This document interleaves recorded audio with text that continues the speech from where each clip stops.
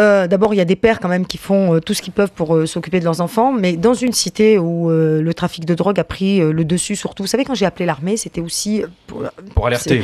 Plus que pour alerter, c'est pour dire voilà, ouvrez les yeux, regardez un peu ce qui se passe.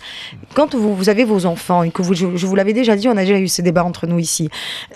Et que votre enfant, quand il va à l'école le matin, il croise des dealers. Quand il rentre de l'école, il croise des dealers. Et un enfant, vous ne pouvez pas le garder en cage toute la journée. Il a besoin de faire du vélo, il a besoin de jouer au ballon, il a besoin aussi de sortir. Et que la seule sortie qu'il ait, c'est devant le pied de son immeuble. Et que dans le pied de son immeuble, il considère que le dealer fait partie de sa vie de tous les jours. Il y a des enfants aujourd'hui, quand ils vous dites quel métier tu veux faire, ils vous disent je veux faire dealer. Ils croient que c'est un métier.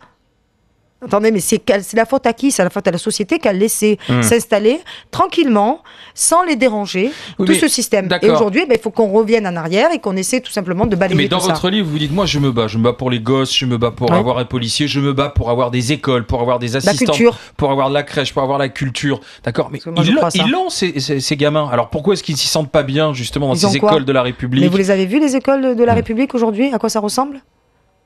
J'y mettrais pas mon chien dans certaines écoles. Pourquoi? Parce que c'est des écoles. Oui, parce qu'elles sont dans cet état-là, parce que depuis 30 ans dans cette ville de Marseille, on a fait en sorte, et je dis bien 30 ans comme ça, il y a bien sûr l'époque de Gaudin, 18 ans, c'est déjà pas mal, mais il y a aussi ce qui s'est passé avant, la gauche comme la droite, qui ont fait en sorte que ces quartiers défavorisés étaient complètement laissés à l'abandon, c'était pas leur problème. La fameuse fracture entre le nord et le sud. La fracture entre le nord et le sud, qu'on est en train de vivre, sauf qu'ils pensaient que les quartiers nord n'allaient pas.